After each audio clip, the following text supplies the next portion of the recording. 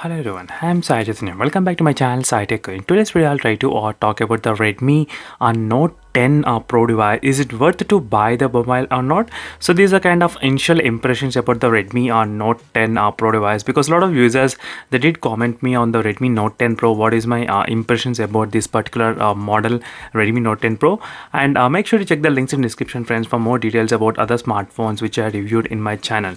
So finally, the Redmi Note 10 series has been launched in the Amazon, and the prices are really kind of good. So I did expect the prices to be much higher than usual, but the one good thing is that there are many positive signs for this Redmi Note 10 Pro, but there is still one negative point, so which I'll be talking about that later on. So first, let's discuss all this pricings what the Redmi Note 10 Pro has got. The base variant starts around 16,000 and 17,000 and 19,000.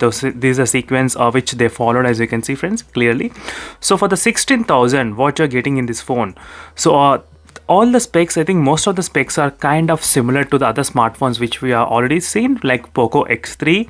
So like the Snapdragon 732G processor and same 33-watt fast charging, and few of the specifications are kind of same, 120 Hz, but the phone has got biggest advantage, so which is a super AMOLED panel. So that's another really good advantage, friends, in the Redmi Note 10 Pro. So in complete specifications, only this AMOLED screen makes a lot of sense for the Redmi Note 10 Pro for the price it's offering. So none other feature in this phone is kind of special. So only the super AMOLED plus 120 Hz is kind of only mobile which is there for the 16,000 price. So yes, friends, for the 16,000 price, this is only the one phone you have got, cheapest phone with the 120 Hz plus combination of the super AMOLED panel.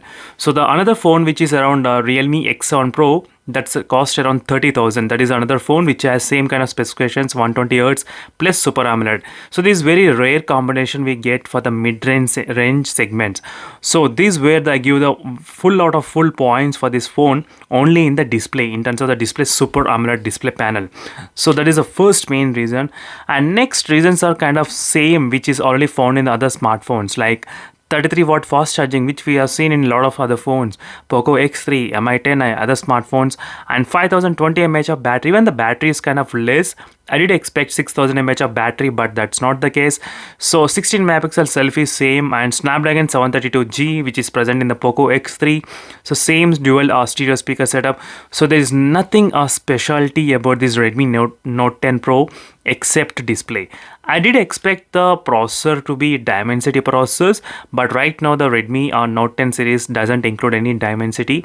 If this phone comes with a Dimensity 800U processor, then I would say definitely this is the best phone for the price.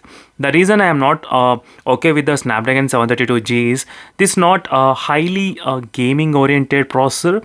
So or if you use the mobile phone for the 1 year or 2 years, definitely you'll feel a lag after 2 years of usage. So this Snapdragon 732G processor has another benchmark score about 2,80,000. So I wish they could have included Dimensity 800U. Maybe they want to use in the other model, next upcoming models.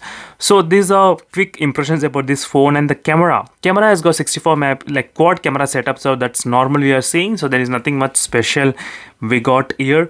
So I need to test the more into the camera. So once I get my mobile, so till now I did not get my mobile hands on, so maybe I'll try to get, depending on the feedback how many users are asking me to do, I'll try to buy a mobile phone soon.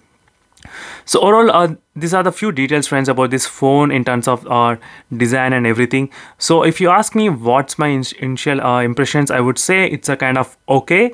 I am more into the display rather than anything in this complete phone. So everything is normal. There's no specialty in anything, so except display, friends. So this is where the phone shines a lot. So and another thing is that finally make in India smartphone, that's another thing which will add benefit for this phone as well.